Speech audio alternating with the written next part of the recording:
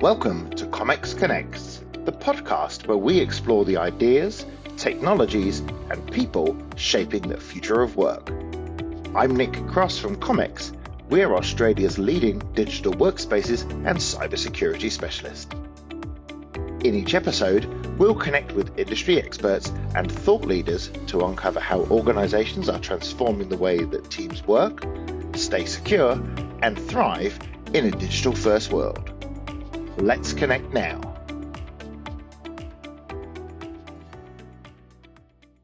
Across Australia and New Zealand, organisations are accelerating their investment in AI, cloud, and digital collaboration. But alongside the opportunity that these investments promise, one critical issue continues to be underestimated: how sensitive information is shared outside an organisation. For many businesses, particularly in sectors like finance, legal, and accounting, interactions with clients is run on engagements, it's not run on files. However, the digital engagement with external file sharing remains heavily reliant on things like email and ad hoc tools, and that's where the real risk sits, not just from cyber threats, but from something far more common: human error. Sending the wrong file to the wrong person at the wrong time. It happens every day, and the consequences can be significant. At Comex, we work with organizations to address exactly this challenge. We help bring structure, control, and visibility to how information is shared. We leverage existing IT investments while embedding governance, auditability, and compliance into everyday workflows to provide a secure space to work positively with clients, share files, collect signatures, request data, and manage to-dos in one place, helping to improve collaboration and the experience around it. Because in today's environment, valuable customer collaboration can't come at the expense of data governance and security. Organizations need to be able to share information securely, track access, revoke it when needed, and demonstrate compliance at every step. In this conversation, I'm joined by Nick Ellis from Progress to explore where the first client engagement request to the final signed document with a single, secure, connected environment has become paramount to their customer success and helps bring reduction in the critical risk of unsecure external documentation sharing and collaboration. We will discuss what executives should be thinking about in the age of AI and how solutions like Progress ShareFile are helping organizations move towards a more secure, controlled, and auditable collaboration with external clients. I'm Nick Ellis. I'm the EVP from Progress Software for the emerging markets. Tell me a little bit around Progress ShareFile and some of the problems it solves today. ShareFile is all about collaboration. But when they originally developed ShareFile, and it's been around for well over 10 years now, which is great because it shows the amount of domain expertise that's been embedded into the platform. ShareFile started off with a very external perspective. And what's important about that is that many of the collaboration platforms that exist today are all very centered around internal collaboration. When you start thinking about working with people outside of your organization, you have to care about some very specific things. You have to care about who has fine control and security, who has access, who has actually touched a document, content, contract. You need to provide a governance layer in terms of when they're interacting. How do they not copy that piece of material, that content, and take it and transmit it to somebody else? And then from a lifecycle perspective, we know that you start off with a document and it tends to end with something as a signature, which really is the complete end-to-end sort of view from the lifecycle of a contract or a document. ShareFile as a product set solves that set of problems. And I think that as we look at the market today, that's a problem that's continued to evolve from regulated and non-regulated sort of industries. And some of the challenges that I think we're going to chat about in a minute, we're seeing right now in the marketplace, I think it's becoming an increasingly relevant problem that we have to all solve. I think you've touched on some really key points, but if we look at what perhaps some organizations are doing today is they might be using email or USB drives as a traditional way that they've always worked, but why is that a risk for organizations to maintain that method? It's funny. The last time I used a USB drive was for using it on my car, I think. But yeah, I think I think all of this type of these mechanisms for communicating between organizations are great at a communication level. And you can throw in Teams, you can throw in Slack, and there's a bunch of other tools that we all use, WhatsApp with them over here. But none of those things are ideally suited to communicating documents or content with sensitive information inside it. When you've got sensitive information, you want to limit who has got access, and you want to know who has accessed. And if you're expecting someone to change it, then you want to provide them an environment they're able to change it in a controlled way. Email doesn't do that. As soon as you press send, it goes off to the person that you put on the list. And what's interesting is when you start looking at, and we've all done this, that moment when you press send and you suddenly realize the person's name in the top is not actually the name that you think it is, because the first name's the right, but the second name isn't. That's depending what the information is, can be a real problem inside an organization. So structuring sensitive information and making sure that you have a very controlled way of communicating it is incredibly important these days. And email isn't the solution. I think you're highlighting that the visibility and control often disappears in the traditional way people are doing things, but accountability, where does it really sit in an organization around it? How do you send external files versus where do you put that accountability on the user, the person who's receiving it, or at IT level? When you do send a document by email, the recipient then becomes the person that's accountable and responsible for it. They also have the ability to save it to their hard drive. They can email it to somebody else. They can put it onto a server and it'll exist there forever, and you have no control over it. Realistically, if you are the provider of the sensitive material, if you are responsible for it, like my tax accountant, for example, before they started using ShareFile, coincidentally they do, actually just purely before we bought the company, we used to drive over there and drop a packet of paperwork off. And the reason for that is that I was uncomfortable emailing it to them, and we would physically drop it off round to them. Now they've got ShareFile. I don't need to do that. I upload the document into the secure portal, and I know when they've retrieved it, and I know if there's something I've missed because the system prompts me or reminds me that I haven't done it in the right time. That accountability is moved to them because that's the service I'm paying for, right? And there's two things that happen. One is their professionalism and respect of my content has gone up because I recognize that they are treating it with a level of respect that I'm expecting them to do that with. And the second thing is they brand the portal, so I obviously know it's them. I'm engaging with them, and I'm familiar with that work experience, that experience.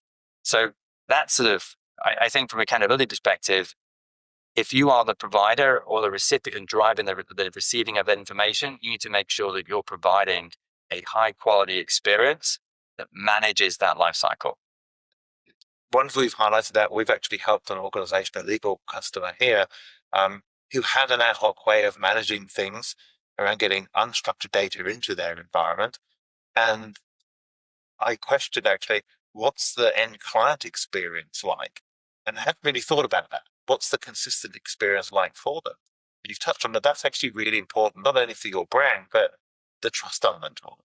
Today, we're in a world where you question everything.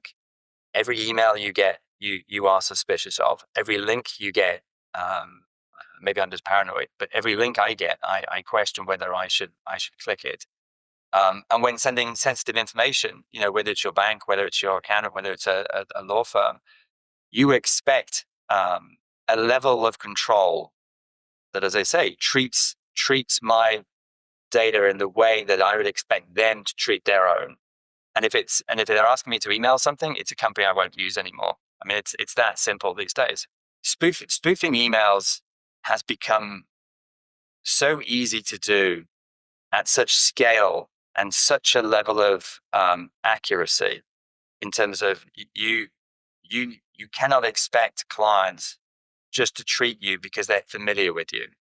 But it's interesting, right? You see very, very innocent things on a very innocent process, and suddenly that can cost you $10,000 or whatever it is. And that's where having a very clear document management process for building out. I mean, if you're doing something in structure, you're doing something in legal, building out the quote. We were talking to another organization the other day, and they build out quotes for their customers. And that's a whole collaboration process. They're expecting their customers to interact with very, very personal information about things that they are doing. And so to build that quote in just a free form exchange, that is not something that is either a good experience or a secure experience. So the ability to go through that interactive experience, you build out the quote, you build out the set of assets from a bill of materials perspective, and then you transfer it to say, okay, is this the final document that you're happy with? And then you send it for signature. You've created a work environment which is very thorough. It's very managed, and it allows both parties to be very comfortable that the information that they're giving is going to the right people. Not everybody is naturally as hesitant or cautious as you. You can let your guard down. The human error can come in the way here. However, it's no longer acceptable for regulated sectors like legal or finance to simply allow the humans to enact this. There are risks. There are strong expectations around identity, access, proof, and knowing you are engaging with your organization, knowing you're actually engaging with the client on that. How does ShareFile help organizations find a pathway forward and overcome human element? Well, I think there's two things. From a technology perspective, I think we bring a platform that helps them sort of put something in place that allows them to execute something which is obviously more structured. I think the second thing is working with partner organizations who can bring a sense of thought leadership, because it's a journey. All technologies, adopting technologies is a journey. It's a people, it's an enablement. It's also a philosophical journey in terms of changing your operating model. And the technology, buying that is the easy bit. Helping your organization to go through that transformation and identifying the areas where you can have the greatest impact is actually harder. And working with a good partner, like yourselves, it's one of the reasons I'm sat here today. It's because you're such a great partner locally. And the leadership that you can provide to your customers to take them on that journey, which doesn't need to be done overnight. It can be done through a series of steps. It could be something as simple as vendor onboarding out of the gate. It could then move on to collaboration around quoting, and then the formalized process of doing something in terms of contract signature. Each one of those things is maturing the level of sophistication that the organization can work on when it comes to using collaboration around content, collaboration around contracts and documents. You touched on, if it's an organization that didn't make you feel safe, you wouldn't go back to it again. That trust and compliance around knowing you're interacting with a strong ethical organization that protects your data is a key paramount decision there, whether you're actually going to continue working with somebody or start working with somebody. So that first experience around how they manage you and your data is critical. Yeah, I mean, it's funny. We worked with a contractor in the US 6 months ago, and out of the 3 that we worked with, the one that we selected was because the experience wasn't just more polished, but it treated everything in a much more structured, organized way, which I felt reflected the quality of the project that I wanted them to deliver on our house at the time. And I think that when you start thinking about communication and you start thinking about how you outreach into your customers, understanding that that's how they're looking at you, I think becomes really, really important. And then going back to the security aspect, if it's not obvious from day one that you're treating security as really, really important, especially when it comes to things like proprietary information, IP, or sensitive information that you have about you yourself, your company, especially in regulated areas, then I think that you're falling short today, particularly. The shift from convenience-led sharing to providing a great experience and demonstrating the defensible practices you as a regulated organization, or even if you're not regulated, how do you think that the involvement around here in Australia and New Zealand, digital collaboration and information governance should move forward? I think that's a that's a very broad question. Look, it's ultimately it's just a maturing of the sector. It's a maturing of each individual business. What we find, as we talk to our customers, is that you will find verticals. Could be tax, for example. I use tax a lot because it's tax in the US is coming up right now. As a group, they are sending backwards and forwards large amounts of very sensitive information. It has all of your information, who you are, in our case, it's Social Security, but it's the same into all countries in terms of an ID. Identity theft is a very personal and long-term issue if it happens to you. So working with organizations that understand that, I think, is key. And it all comes back down to the fact that we have bad actors who are becoming incredibly sophisticated, and their primary objective is to impersonate who you are. Because if they do that, they can go and they can monetize that.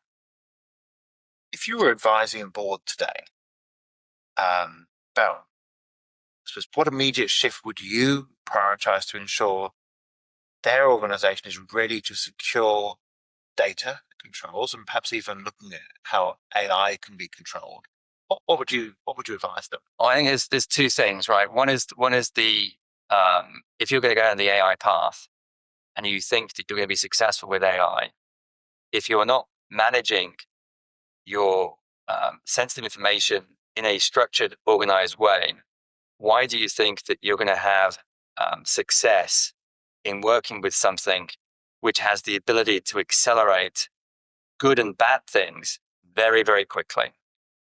I think that what you're going to find is organizations, to be successful with the use of AI, there are some foundational components that you have to have in place, and basically good governance around data is going to become increasingly, it's a prerequisite to be successful. And I think that the exchange and the interaction that you're going to have with your clients, once again, they're not going to trust you to be, if you're saying that you're using AI, if you can't demonstrate that you're being thorough in the interaction on a day-to-day basis as you work with them on content and materials that you're communicating, which are related to your joint business. And as AI and digital transformation continues or even grows and explodes in some cases in the eagerness to adapt and adopt that technology, AI is amplifying the risk. So securing and tracing the documentation and having auditability around that, how does ShareFile play into that for organizations? Well, ShareFile, obviously, depending on the way you set it up, allows you to track and understand the complete life cycle of a document. I mean, from the moment that you go through the process of creation, collaboration, establishing what it is that the document needs to represent. As I said, the sharing of it to verify that there is a clear understanding of what the end state is. And collaboration is a very interactive between sort of live parties at the same time. And then the sharing is almost, it's that pause moment when you go and say, okay, is this what I really intend to use? And then of course there's the signature piece, but the management of the workflow that supports that, and the ability to identify the steps, and then the auditability of each of those steps, those are the critical things. And then, of course, but inside the product itself, AI ultimately comes down to how do you increase velocity? It's about understanding the content, summarization, and potentially questioning whether or not who you're sending something to, including, is actually the right person.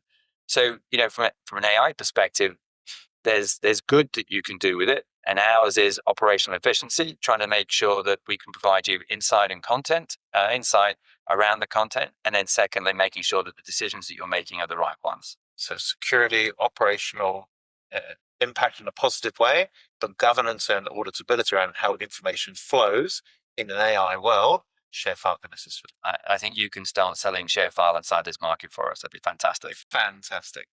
Talking about how we sell ShareFile, how does working with an experienced partner like Comex change the outcome for organizations, whether that be from deployment through to governance maturity or ongoing value realization? We understand for organizations to be successful using technologies like ShareFile, it's a journey that they go on.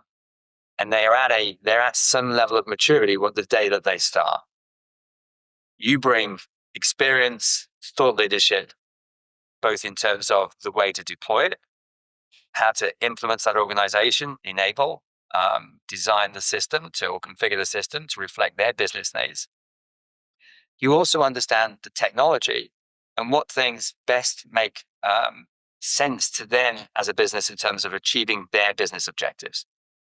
And then also, it's about the journey that you can take them on, because you recognize, the partners I work with have a long-term view of their clients and customers, and simply deploying something across the organization is often not feasible.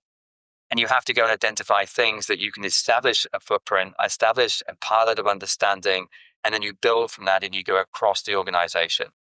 And that's not something that we as a company can do in all the markets we're in. So we very much focus on working with a handful of very knowledgeable and trusted partners to make our customers, our joint customers, successful. That's how we look at it. Nick, thank you so much for your valuable insights. You really highlighted the importance around data governance, particularly around AI adoption, and how organizations should be thinking about a structured approach to give the right outcome in the most secure way, not only for themselves, but also for their clients. Thank you for joining me today. Thanks for the opportunity. It's an exciting time, and it's great to be here working with you. What's clear from today's discussion is that external document sharing is no longer just an operational consideration. It has to be a core governance issue. As organizations continue to adopt AI and digital-first ways of working, the ability to control, track, and secure information beyond the firewall is becoming fundamental to maintaining trust, meeting compliance or regulatory obligations, and reducing risk, all while focusing on client engagement and actually achieving successful outcomes for an organization. The reality is, most breaches don't come from sophisticated attacks. They come from simple mistakes. And with the right controls or the right integrated technologies in place, those mistakes are difficult to detect, manage, or recover from. And that's where solutions like Progress ShareFile stand out. By enabling secure collaborative sharing with built-in governance, auditability, and integration into your existing secure IT environment, organizations can significantly reduce risk while still enabling productivity and positive client engagement. At Comex, our role is to help our clients navigate that journey, from identifying risk through to implementing the right solutions, and ultimately building long-term data governance and cyber maturity that supports both compliance and your innovation success goals.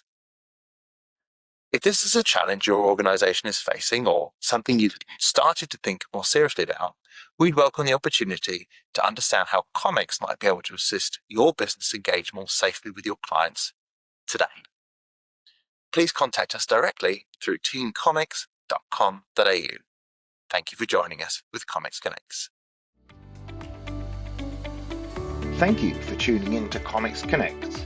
I'm Nick Cross, and I hope that you've enjoyed this conversation on how technology and innovation are driving smarter, safer workplaces. To learn more about how Comex can help your organization build a secure and seamless digital workspace, visit teamcomex.com.au or connect with us on LinkedIn. Till next time, stay connected and stay secure.